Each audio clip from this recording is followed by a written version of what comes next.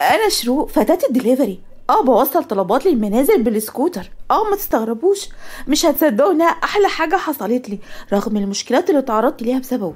خليني احكي لكم حكايتي من الاول. لبست شروق نقابها واستعدت انها تنزل الكليه. راحت عند اخوها اللي كان قاعد بيفطر. صباح الخير يا قلب اختك. صباح ياسمين على احلى شروق في الدنيا كلها. هاي حبيبه اخوها عامله ايه النهارده؟ زي الفل يا ياسمين، الحمد لله. انا نازله الكليه، عايز حاجه مني يا كبير؟ السلام عليكم. خدي هنا يا بنتي، رايحه فين؟ ايه وربنا صليت الضحى قبل ما البس والله يا يحيى. عارف انك بتحافظي على صلاه الضحى وبتصليها قبل ما تنزلي كليتك كمان. طب ايه ماسكه المخبرين دي؟ انت عليك قفا يا اخي بيخلي الودن تزن كده. عاوز ايه؟ ضحك يحيى وشاور لها انها تقعد. اقعدي افطري الاول واللي هنادي الحكومه. ليه حكومه يا يحيى؟ ما تخليك جدع كده وتسيبني انزل. ماما لو عرفت اني نازله من غير فطار هتعلقني. ولما انت عارفه كده ما بتتلميش ليه وتجيبيها من قصرها؟ شروق نزلت نقابها ومسكت الساندوتش. خلاص هفطر، ربنا الظالم والمفتري. بتقولي حاجه يا شوشو؟ اصل ما سمعتش يا حبيبتي. يحيى بقول لك ايه، لو ناديت لي بشوشو دي تاني هزعلك مني. ليه بس يا شوشو؟ مالها شوشو؟ يا ابني شوشو ده بنستعيذ منه، قول اعوذ بالله من الشيطان الرجيم. فانت جاي تشبهني بيه ولا ايه؟ يعني انت تقصد ايه؟ اعوذ بالله من الشيطان الرجيم. يا بنتي مش قصدي ده، انا بدلعك. لا شوف دلع غير ده. طيب رورو حلو؟ لا مايس قوي مش لايق عليك. لا خلاص. ايه رايك في ركه؟ اوكي بقى انطقي بقى وقولي كلمه. طب يا سيدي مش هنطق، مش بطل ركه يا ركه. حلو. طب امسكي. لا كل ده وربنا عامل لك مظاهر هنا لو وصبت عليا. يا بنتي ده اللبن مفيد جدا، مش عارف ازاي مش بتحبيه كده. مش بعرف اشربه يا يحيى، ما تغصبش عليا، بيقف لي في زوري هنا. كفايه اني قعدت وفطرت عشان خاطرك انت بس. يا بنتي خايف عليكي. لا يعني لا. وهنا سمعت ركه صوت مامتها فمدت ايديها خدت الكوبايه اخوها الفاضيه وابتسمت. ازيك يا ست الكل، انا فطرت اهو. براءه بقى، صح هنزل دلوقتي. وهنا مال عليها يحيى. من غشنا فليس منا. ها وهنا زقته هي. هو نطقت بحرف عن اللبن؟ انا قلت فطرت وانا فعلا فطرت، يبقى ما كدبتش. خرج نفسك منها بس كده وهي هتعمر. ماشي يا حبيبتي روحي جامعتك يلا ربنا معاكي. اتنهدت شروق بالراحه فقالها يحيى على فكره انا ممكن افتن عليكي عادي يعني. وهنا كانت شروق رايحه ناحيه الباب. على فكره الفتنه اشد من القتل. طلعت له لسانها وطلعت تجري. نزلي نقابك يا مصيبه. منك لله طيرت البرج اللي فاضل لي في نافوخي. لا يا قلب اخوكي هو طاير لوحده. شروق نزلت على تحت في الشارع واستنت الميكروباص عشان تركب، وهناك واحد وقفها. بقولك ايه يا حاج، هو مكان معمل البرج فين؟ شروق في سرها. حاجه في عينك، ده انا لسه ما كملتش 20 سنه منك لله. بقولك ايه، هتمشي على طول وبعدين ادخل يمين. قالتها وسابته وبعدت عنه شويه. جه واحد ومسكها من قفاها زي عادته. واقفه تتكلمي مع راجل ده ليها؟ ده انا هطلع عينك النهارده. يا قفايا منك لله يا اللي في بالي. يا ابني برستيجي قدام الناس في الطريق بقى مش ولا بد. خلي قله القيمه دي في البيت. طب انطقي، اخينا ده كان عايز منك ايه؟ هيعكسني مثلا يعني بالسواد اللي انا فيه ده؟ كان بيسأل عن معمل وقلت له وخلصنا. ماشي. تصور بيقول لي يا يحيى ان انا حاجه يا يحيى. عقبال ما تحجي يا رب يا اختي، انت طولي تحجي بيت الله الحرام. على رأيك ربنا ينولها لنا، بس برضه الكلمة دي استفزتني قوي. هو ده أول واحد يقولها لك يعني؟ لا كتير بيقولها لي عشان لابسة النقاب وكده. طب ايه بقى اشمعنى المرة دي اللي مسكتي فيها يعني؟ صح، تعيش تنتعش. يلا ما تاخدش في بالك.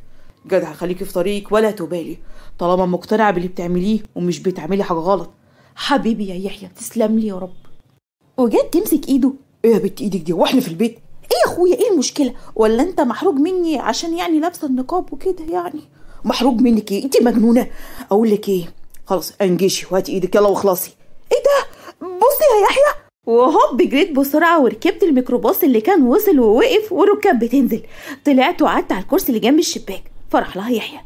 الكداب بيروح ايه؟ بيروح النار. لا ما هو انت مش هتيجي معايا توصلني زي كل يوم وتسيب شغلك ومصلحتك. يا بنت اطمن عليك الاول وبعد كده اروح شغلي. لا يا حبيبي اطمن عليا، انا بقيتش صغيره خلاص. روح انت عشان ما تتاخرش على الشيفت بتاعك في المطعم النهارده. ماشي قلب اخوها، سلام. راحت شروق على جامعتها وهناك قابلت صحابها في الساحه. السلام عليكم يا بنويت، عاملين ايه؟ وهنا ردت هند. اهي يا جماعه ستنا الشيخه جت. انتي بتقولي فين؟ ده لسه واحد قايل لي يا حاجة من شوية. فالبنات ضحكت، فتسنيم قالت اخص عليه مش بيفهم، مش كان المفروض يقولك يا ست الحاجة احسن؟ خف يا بنت انت وهي قدامي يلا على القاع.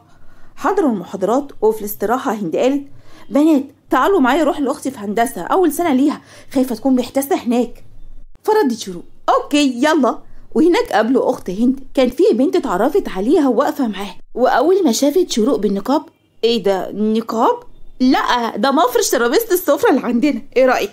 لقيته ستايلش كده واخر موديل. ها اصل يعني انت ازاي مستحملاه في الحر ده؟ ده انا هموت من الحر، ده انا اتمنى لو اقلع الحجاب دوت. انا شايفه ان الجو جميل جدا ومش مضايقني النقاب في اي حاجه خالص. طب يا بنتي ايه اللي جبرك ان تلبسيه في السن دوت؟ على فكره هو مكبرك قوي. لا عشان تعرفي بس ان انا صغيره وسابقه سني يعني. وبتعرفي بقى على كده تاكلي بيه؟ اهلي ملبسهولي مخصوص بقى عشان ابطل اكل. طب بتتنفسي ازاي؟ مش بيخنقك كده؟ بتنفس من مناخيري عادي يعني هتنفس منين يعني؟ وهنا ضحكت هند ايه يا بنتي كل الاسئله دي؟ حيلك ايه يعني؟ اول مره تشوفي بنت منتقبه يعني؟ بصراحه كل اللي بشوفهم بيكونوا ستات عواجيز يعني وكبار في السن. هو انا ممكن اشوف وشك؟ لو جايبالي عريس ممكن. وبعد كده بصت شروق لهند يلا يا بنتي نمشي بدل ما اقوم افتح لها دماغها. طب ممكن بس معلش اخر سؤال، هو انت بتفضلي لابساها في البيت كمان؟ انا قلت البت دي معتوهه. تتوقعي ايه؟ شوفي انت يعني انا ممكن اتوقع انك انت برضك بتفضلي لابساه. توقعك في محله. عندي كمان نقاب نص كم ونقاب شتوي، ايه رايك؟ ها امشي بقى ولا لسه في اسئله يا وزه؟ البنات ضحكت وهند شدت شروق وقالت لاختها زينة انا كده اطمنت عليك يا حبيبتي، احسنتي اختيار اصدقائك فعلا. سلام وحسابنا في البيت يا بنت المجانين انتي. مشيت شروق مع تسنيم وهند وهي بتضحك بصوت واطي. فتسنيم قالت بتضحكي على ايه؟ ممكن اعرف؟ اصل اول مره اشوف كده قبل كده وربنا. انا فكرتك زعلتي يا جبله. ايه يا بنت هزعل من ايه؟ دي شكلها فعلا مش فاهمه حاجه خالص. البنت كانت بتسال وهي مصدومه كده، حاجه جديده عليها فعلا ومزبهله كده. في المطعم اللي شغال فيه يحيى دخل غير هدومه ولبس هدوم الشغل ودخل على المطبخ وبدأ يجهز الأكل زي ما هو متعود. وبعد كام ساعة جاله زميله وقال له يحيى هو انت عملت حاجة؟ حاجة ايه؟ يعني اتأخرت؟ بهدلت حاجة؟ الطبخة اللي انت عملتها ما كانتش بالمستوى المطلوب؟ لا يا ابني الدنيا زي الفل وتمام التمام. في ايه؟ مفيش، اصل المدير عايزك في مكتبه. هو علشان عايزني يبقى لازم اكون عملت مصيبة؟ مش عارف امال هيكون عايزك في ايه يعني؟ الخبر النهارده بفلوس، انا هروح اشوفه. خد بالك بقى من الصلصه، 5 دقايق وطف عليها ما تنساش 5 دقايق. ها طيب اتكل انت. يحيى راح المكتب المدير وخبط، ولما دخل صباح الخير يا مدحت بيه، حضرتك طلبتني. يا يحيى تعال اقعد. يحيى انا عارف انك بتفكر تعمل مشروع صغير كده ليك لوحدك مش كده؟ يحيى هنا اتوتر. يعني حاجه زي كده بس طبعا مش دلوقتي، انا لسه ما اقدرش على تكاليف المشروع. والمشروع ده هو انك تفتح مطعم مش كده برضك؟ انا عارف انك ممتاز في الطبخ وعندك مهارات كويسة جدا فيها. يحيى اتوتر اكتر وما كانش عارف يقول ايه، فمدحت ابتسم. عادي يا يحيى مالك متوتر كده ايه؟ كأنك عامل عاملة. اي واحد مننا عنده حلم حتى لو صغير وبيتمنى يكبر واحدة واحدة، ومش معنى ان عارف ان نفسك يعني تفتح مطعم خاص بيك ان احطك في دماغي او يكون في بينا عداوة. بالعكس انا بيعجبني الشباب الطموحة اللي بتفكر لقدام زيك كده. ربنا يوفقك. شكرا لحضرتك يا مدحت بيه. يحيى امن مكانه. انت رايح فين؟ راجع المطبخ. استنى يا يحيى انا لسه ما خلصتش كلامي. يا مدحت بيه انا لسه محتاج الشغل هنا، انا المشروع بتاعي ده لسه بدري عليه قوي. يا ابني الله يهديك، هو انا قلت امشي؟ اصبر واقعد وشوف هقولك ايه. انا اسف يا مدحت بيه، اتفضل اتكلم. بص يا يحيى، عشان انت شخص امين ونزيه في شغلك، انا اول ما لقيت فرصة اساعدك بيها ما ترددتش ابدا. فرصة ايه؟ انا في واحد اعرفه كان فاتح محل تيك اواي، يعني هو مطعم بسيط كده بيبيع فيه سندوتشات بطاطس على شاورما، يعني الحركات بتاعت الشباب دي. لكن دلوقتي مضطر يبيع المطعم لانه مسافر ومش عارف هيرجع ولا هيقيم هناك. ولما طلب مني اشوف له مشتري انت اول واحد جيت في بالي. قررت ان اقترح عليك المطعم ده، يمكن تفكر تشتريه وتكون دي فرصتك ونقطة بدايتك انت. ها ايه رأيك؟ يحيى فكر شوية وقال والله يا مدحت بيه انا مش عارف الفلوس اللي معايا هتكفي ولا لا. انا كنت محوش قرشين وكنت يعني لسه بحوش عليهم، مش عارف الصراحة. طب انا هقولك، انت روح واتكلم معاه بنفسك، هو ممكن كمان يا سيدي يوافق يقسط لك المبلغ، وانا هبلغه انك من طرفي يعني ثقة، والمبلغ الباقي بقى اول ما تكمله هتبعته على طول، بس ما تضيعش الفرصة دي من ايدك. حاضر هكلمه ان شاء الله. انا مش عارف اشكر حضرتك ازاي، بس انا بس مستغرب ازاي حضرتك مش متضايق يعني ان انا هفتح مطعم وكده يعني. بس ايه يا يحيى، الارزاق يا ابني على الله، وكل واحد مكتوب له رزقه هيشوفه، وانا بساعدك عشان شفت فيك نفسي وانا صغير. انا كنت زيك كده بالظبط، بدأت بحلم صغير والحلم كان بيكبر واحدة واحدة بالاصرار والعزيمة. اوعى في يوم تحس بالهزيمة، عافر لحد ما توصل يا يحيى. حضرتك معك حق، انا مش هضيع الفرصة دي من ايدي. ربنا معاك. اتفضل، الكارت ده فيه عنوان المطعم وارقام التليفونات صاحب المطعم كمان. متشكر جدا. يحيى خلص شغل في المطعم وقرر انه يروح على عنواني اللي في الكارت، وهناك قابل صاحب المطعم اللي قال: انت يا يحيى مش كده؟ مدحت كلمني عنك وانا مش هغلي عليك، شوف انت معاك قد ايه وعايز تدفع قد ايه ومش هنختلف يا سيدي. ايوه بس حضرتك المبلغ اللي معايا مش كتير يعني، ما اعتقدش انه هيكفي. تمام يا يحيى، تقدر تجيبهم ونخلص بيهم العقود المطعم بيع وشراء، والباقي يبقى اكملهم يا سيدي على دفعات ان شاء الله. حضرتك بتتكلم بجد؟ هو البيع والشراء يا ابني فيه هزار؟ يا ما انت كريم يا رب. إيه الحمد لله الحمد لله. بس هو فيه يعني مشكلة صغيرة. ايه هي؟ المطعم بس محتاج شوية اصلاحات كده بسيطة في السباكة الارضية يعني، عشان تبدأ شغل على نضيف. انا اسف والله، كنت اتمنى اسلمك المطعم بيرفكت، لكن للأسف ما عنديش الوقت الكافي حاليا ان اعمل كده. ما فيش مشكلة، انا هظبطه بإذن الله. تعالى بقى اوريك المكان واعرفك على النظام في المطبخ. رجعت شروق البيت، ويا دوب اول ما دخلت مامتها قالت لها: حلو، بما انك جيتي روقي البيت. يلا. اروق ايه يا ماما؟ انا لسه راجعه من الكليه مهدود حيلي. قال: يعني انا اللي كنت بلعب؟ ما انا قاعده من الصبح يا اختي بلف في ورق الكرنب بعمل لكم محشي لما ظهري اتقطم. يعني بعد الشر عنك يا ماما. طب بتتعبي نفسك ليه يا حبيبتي؟ مش اتفقنا انك تخلي المحشي ده ليوم الاجازه عشان اساعدك فيه؟ والله فضلت محتاره يا بنتي، اطبخ ايه، فقلت ما بديهاش بقى، اللي جه في دماغي اعمل لكم حله محشي. تسلم ايدك يا ست الكل. حاضر هروق البيت طالما الجايزه الكبرى حله محشي، بس الاول اروح اجيب عده الشغل واجي على طول. راحت شروق على اوضتها وربطت اشارب على راسها زي سلاحف النينجا، وحطت الهيدفون على ودنها والموبايل في ايديها، وخرجت لامها.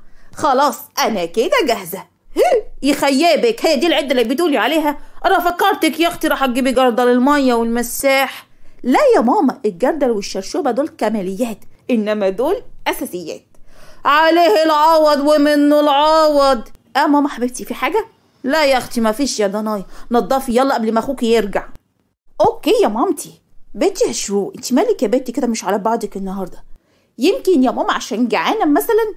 طب انجزي وانا اكلك. بتساومين يا ماما؟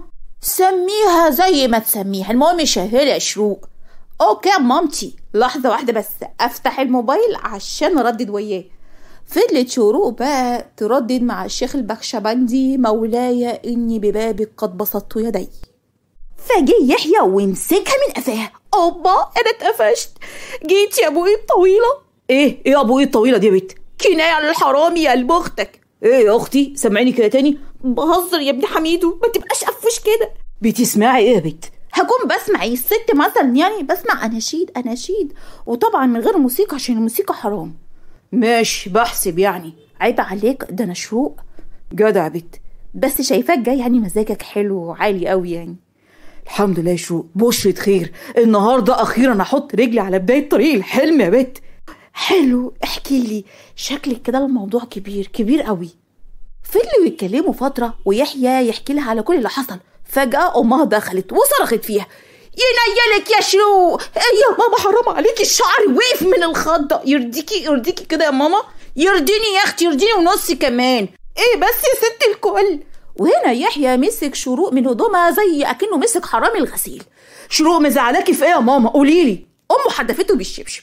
ما انت يا ابن الحبله اللي عطلتها، وماسك في ودنها وهتكك يا لوكلوك يا لوكلوك يا لوكلوك. ايه مش عارف تردي على اسمع الحكايه من اولها معاكم، ولا انت كنت هتخبي عن امك يا ولا انت وهي؟ شروق ويحيى بصوا لبعض وانفجروا في الضحك. قاموا بصوا راس امهم وقال يحيى: لا طبعا يا ماما، نخبي ايه؟ نخبي عن الدنيا كلها الا حضرتك. هي بس الحماسه اخدتني فحكيت لها، وانت عارفه بنتك ما بتعرفش ترتاح الا ما تقررني بكل حاجه. بنتي وانا عارفاها تربيتي. بقول لك ايه، تعالى ورايا المطبخ بقى، شيل صينيه المحشي اللي انا غرفتها، وانت يا بنتي يا شروق اغسلي ايدك كده. طب والتنظيف يا ماما؟ اطمني بعد الاكل هتكملي يا اختي، فكرك هتفلتي منه؟ حنينه قوي يا مامتي. بعد الاكل شروق كملت ترويق الشقه، وبعدها دخلت اوضتها وفتحت دولابها ومسكت في ايديها ظرف وخرجت بيه على اوضه اخوها. يحيى صاحي ادخل؟ تعالي يا شروق انا قاعد في البلكونه. قربت منه شروق ومدت ايديها بالظرف من غير ما تتكلم. ايه ده؟ ده ظرف. لا يا شيخ. ما تفتح وتشوف يا يحيى، ايه الرخامه دي بس؟ فتحته. ايه ده بقى؟ دي فلوس. لا دي ورق كوتشينه. ايه العبط ده؟ ايوه يعني جايباهم ليه؟ اعمل بيهم ايه؟ اكيد يعني مش هتلعب بيهم يعني. شروق انا مش فاهم حاجه. دول بكل بساطه عشان تشطب المطعم وتقدر تفتحه في اقرب وقت وتكمل بقيه حقه.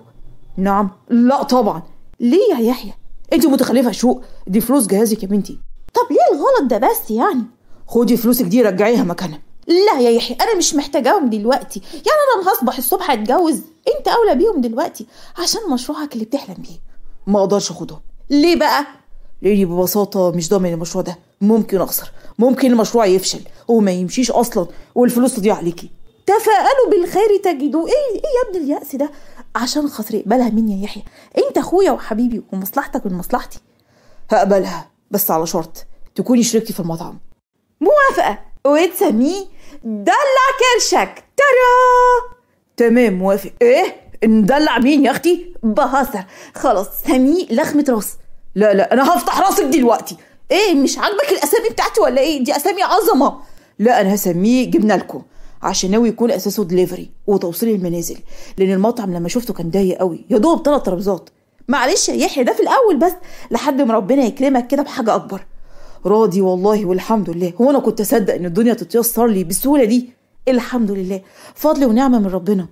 بعد اسبوعين كان يحيى ظبط كل حاجه في المطعم وكان خلاص جاهز على الافتتاح، واخته وامه ما سابوهوش لحظه، لدرجه انهم قرروا يساعدوه في المطعم عشان يوفروا في المصاريف شويه. يحيى كان بيجهز الاكل بدري، ولما يجي له طلبات دليفري مامته وشروق بيقفوا مكانه لحد ما يرجع، والدنيا كانت ماشيه تمام لحد ما كان راجع من طلبيه في عربيه خبطت فيه واتنقل للمستشفى. هناك اتصدموا ان يحيى رجليه اتكسرت ومحتاج عمليه تركيب شرايح ومسامير. ما تزعلش يا يحيى، المؤمن متصاب دايما، اصبر واحتسب يا اخويا. انا زعلانه على المطعم اللي هيقف من قبل ما يبتدي. انت هتعيشه منين؟ لعله خير يا يحيى، وبعدين مين قال ان المطعم هيقف؟ انا وماما رحنا فين؟ احنا هنقوم بالواجب، وراك رجاله، انت مستقل بينا ولا ايه؟ لا طبعا انتوا من الخير والبركه، بس كده الحمل هيكون تقيل عليكم، وانت وراكي جامعتك ومذاكرتك. مش يمكن دي تكون فرصتي مثلا عشان ازوغ من الجامعه؟ نعم يا اختي. لا طبعا انا مش هسمح بده ابدا. ورجع نزل راسه للارض. ادعي لي اقوم بالسلامه عشان ما تحاوجش لحد يا شروق. هتخف وهتقف على رجليك تاني وهتفضل طول عمرك سندنا وظهرنا. في المطعم جه طلب اوردر، فمامتها قالت لها اعتذري يا شروق باي حجه. فشروق ردت تمام يا فندم، ممكن العنوان؟ تمام، الطلب هيكون عندكم خلال نص ساعه بالكتير. يا لهوي انت عملتي ايه يا شروق؟ مين اللي هيوصل الطلب وانت شايفه الحال عامل ازاي؟ انا يا ماما. نعم يا اختي، انت هتستهبلي؟ اللي هو ازاي يا ماما يا حبيبتي؟ فكره المطعم دي قايمه على الدليفري، ومن غيره المطعم هيقف ولا هنقدر نكفي مصاريفنا ولا نجمع فلوس عمليه يحيى. انا بقول لك ايه، انا بفكر ابيع المطعم ده عشان عمليه اخوكي. لا طبعا يا ماما، ده حلم يحيى الصغير اللي يا دوب بدأه، حرام نموت حلمه بالسهوله دي؟ مش كفايه اللي هو فيه؟ انا لازم اتصرف وانقذ الموقف، مش هقعد اعيط واغني ظلموه يا ماما. تقومي انت يا اختي بسلامتك اللي توصلي الطلب. بالظبط كده، مش هيحصل ولو على جثتي يا شروق. بعد الشر عنك يا ماما. بعد شويه ماما ايه رايك؟ عسل وانا سايقه مش كده؟ الحمد لله اني كنت بتدرب على الركوبه وانا صغيره. اعمل ايه؟ ما انت كنت حاشره نفسك في كل حاجه تخص اخوكي. الله، مش اخويا حبيبي ولازم اشاركه في كل حاجه؟ انا خايفه عليكي يا شروق. يا مامتي خافي مني مش عليا، عيب عليكي، وراكي رجاله. بس انتي يا بنتي ممكن تتعرضي لمضايقات كتير، بلاها الفكرة دي. احنا نكتفي بالكم زبون اللي بيجوا المطعم وخلاص.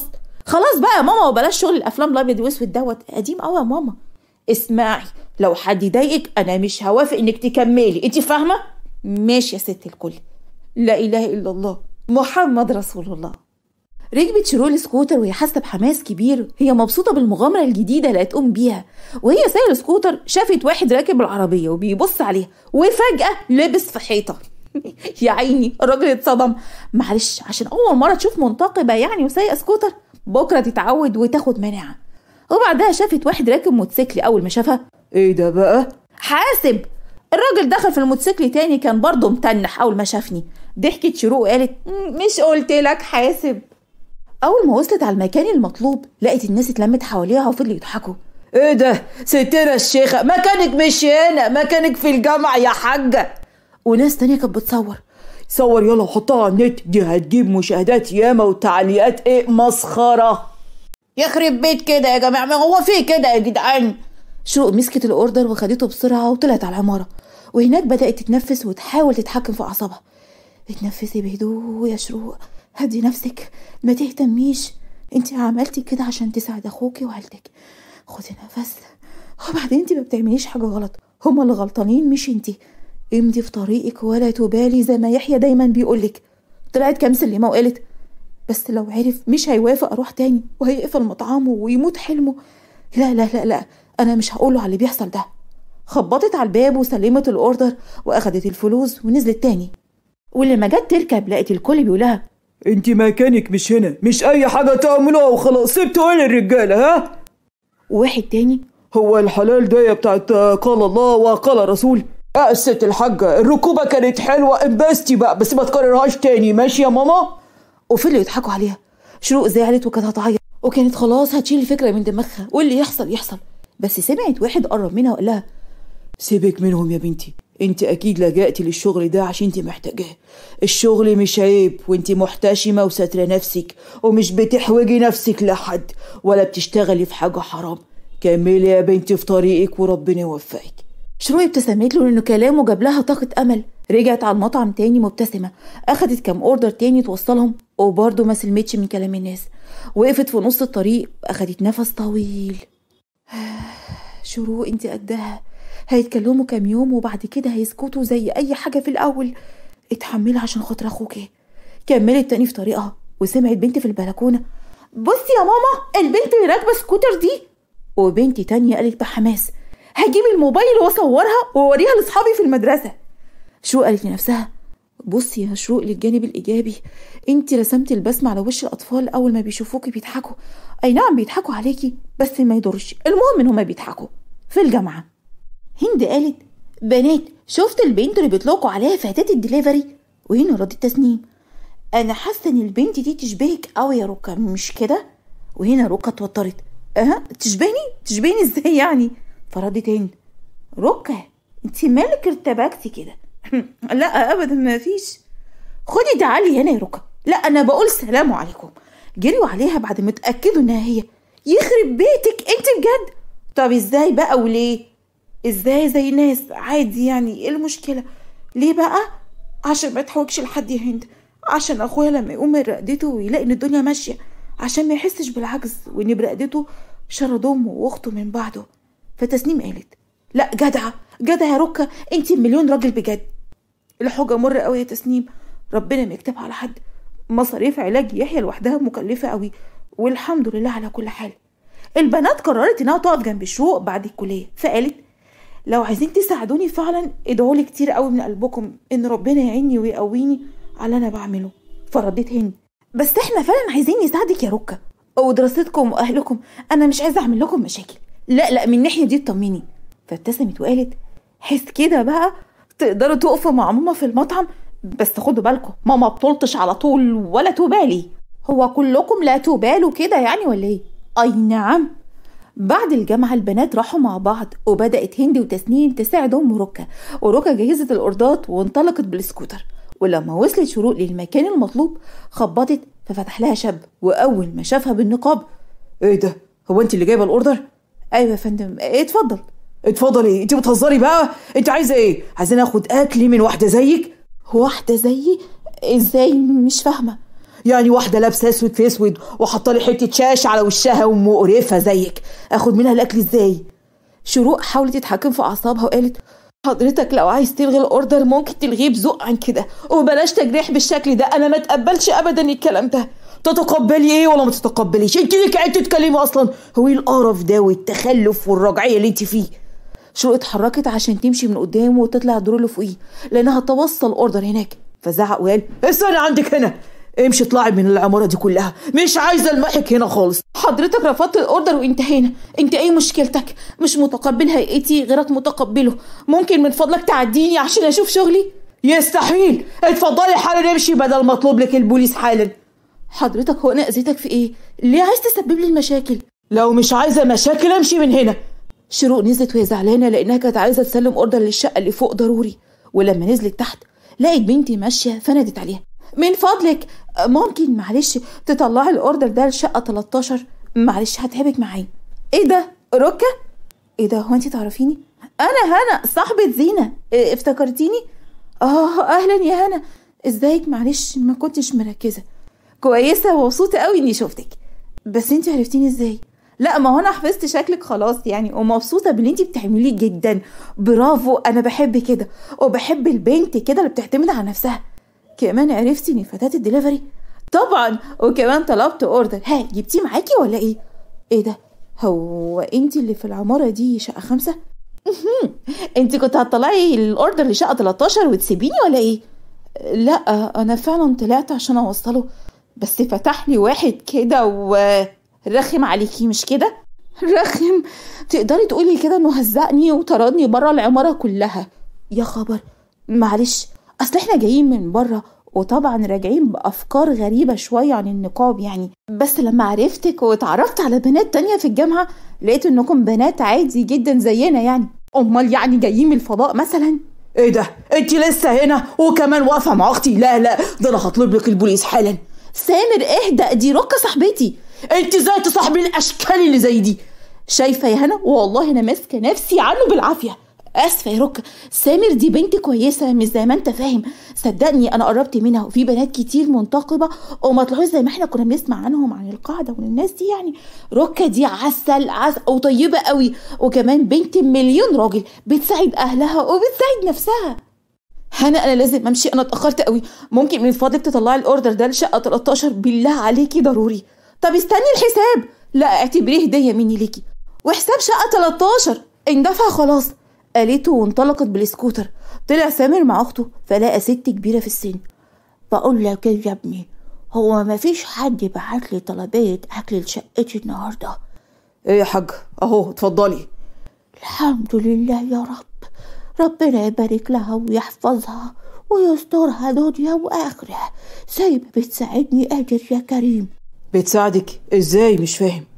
دي بنت حلال، كانت بتسلم اوردر وشافتني بتحايل على البياع يصبر عليا لاخر الشهر لحد ما اقبض المعاش.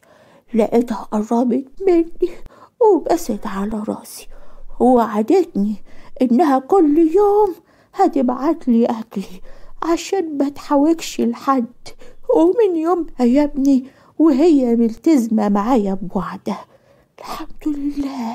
الحمد لله رب العالمين، ربنا ما بينساش عبيده. وهنا هنا بصت لسامر وقالت شفت عشان تعرف انك ظلمتها وجيت عليها. بعد كام يوم يحيى كان بيقلب في الموبايل فشاف صورة فتاة الدليفري، الناس كلها بتتكلم عنها وخلاص بقت ترند، اتعصب جامد وزعلها. شروق انت ازاي تعملي حاجه زي دي من غير اذني؟ انت اتجننتي؟ انا خلاص مت ولا اتشليت عشان تعملي اللي بتعملي ده. بعد الشر عنك يا يحيى، ما تقولش كده. انت تسكتي خالص بعد عملتك دي. عملت ايه بس يا يحيى؟ ما هو انا خلاص قدامك اهو، انا محافظه على نفسي وكويسه اهو.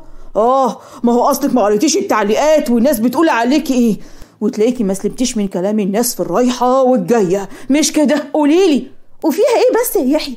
انت مش قلتلي امضي في طريقك ولا تبالي طالما مش بعمل حاجه غلط؟ وبعدين زي اكيد في تعليقات سلبيه، اكيد في تعليقات ايجابيه حلوه. كان يوم ما طلعلوش شمس يوم ما قلتلك كده. يحيى انا اسفه اني خبيت عليك، بس انا حبيت اساعدك مش اكتر، ما هنش عليا اشوفك في محنتك واقف اتفرج كده. يحيى لف وشه للجنب التاني. يحيى انا اسفه، طب انت عايز مني ايه وانا اعمله؟ وانا هعمله على طول والله. تسيب الشغل ده حالا وملكيش دعوه بطلبات التوصيل. عايزه تقفي في المطعم اقفي، لكن توصيل بالسكوتر مش هيحصل. حاضر يا يحيى، اللي انت شايفه، المهم ما تكونش زعلان مني. مش زعلان منك، زعلان عليكي يا شروق. مش هتحمل بهدلتك دي ابدا، وان اي حد يقول عليكي كلمه واحده. انا كان هين عليا نط جوه الموبايل امسك في زماره رقبه اي حد يتكلم في حقك بكلمه وحشه. يا حبيبي كلام الناس ده ما يهمنيش ومش مأثر فيا الحمد لله. برضه مش هترجعي تاني للدليفري يا شروق. بس يا يحيى يعني احنا محتاجين شروق انا قلت ايه؟ حاضر يا يحيى هسيبه في الجامعه. انا زعلانه قوي يا بنات، انا كنت بعتمد على الفلوس الدليفري وبحوشها للجمعيه عشان اقبضها اول واحده عشان عمليه يحيى. معلش يا ركا لعله خير، واحنا معاكي يا مش هنسيبك. بعد شويه جت صحفيه تبع جريده معينه. ممكن نصور معاكي يا فتاه الدليفري؟ ايه ده، هو انتوا عرفتوني ازاي؟ وهنا نطت هنا وهي عماله تضحك. انا طبعا اللي وصلتهم بيكي، سيربرايز، مفاجاه مطينه طين. يحيى هيعلقني كده. من فضلك مش هناخد من وقتك كتير، احكي لنا تجربتك. لا ما هو انا خلاص اعتزلت. حابين نعرف حكايتك وليه عملتي كده. هحكي لكم بس بشرط بلاش تصوير الله يكرمكم. حكيت لهم على كل حاجة، ولما الناس قرت حكايتها واحد من الناس اتعاطف معاها ومع عيلتها واتكفل بمصاريف عملية وعلاج اخوها يحيى. شروق كانت مبسوطة ان اخوها هيقدر يعمل العملية ويقف تاني على رجليه. وهنا جه سامر. أنسة شروق، أنا جيت عشان أعتذر لك على قلة ذوقي معاكي، أنا آسف. حصل خير ومش زعلانة. لا حقيقي أنا كل لما أفتكر وقعتي معاكي بزعل من نفسي جدا، عشان كده حبيت أعبر عن اعتذاري بإني أجيب ليكي فرصة شغل في مجال دراستك، منها تصرفي على نفسك وكمان هتتدربي عملي على اللي بتدرسيه في الكلية. شكرا، بس حضرتك مش مضطر لده، أنا خلاص تقبلت اعتذارك. لا ما أنا مش هقبل برفضك عرضي أبدا، أنا بلغتهم وفي انتظارك من بكرة إن شاء الله. جزاك الله كل خير، أتمنى ليكي التوفيق. رجعت شروق المستشفى عند أخوها وقالت شفت يا يحيى ربنا كبير ازاي، فعلا رب ضراته نافعة. لما عملت حادثة ووقعت فكرنا ان الدنيا اتقفلت في وشنا، لكن اللي ما كناش نعرفه ان كان خير ربنا مخبيه لينا. دلوقتي مطعمك اتشهر والناس كلها بتقف بالطوابير عشان تشتري منه. ربنا بعت لنا ابن الحلال اللي اتكلفل من مصاريف عمليتك، وانا كمان لقيت شغل جنب الجامعة. ده غير اني قدرت اعرف قيمة اصحابي وانهم طلعوا صحاب بجد ووقفوا معايا وما تخلوش عني لحظة. الحمد لله رب العالمين. انا ممنونة قوي لفتاة الدليفري يا يحيى. لحد هنا قصتنا خلصت، استنونا في قصة جديدة، واللي وصل معنا لاخر الحلقة يعمل اشتراك للقناة ولايك للفيديو، والسلام عليكم ورحمة الله وبركاته.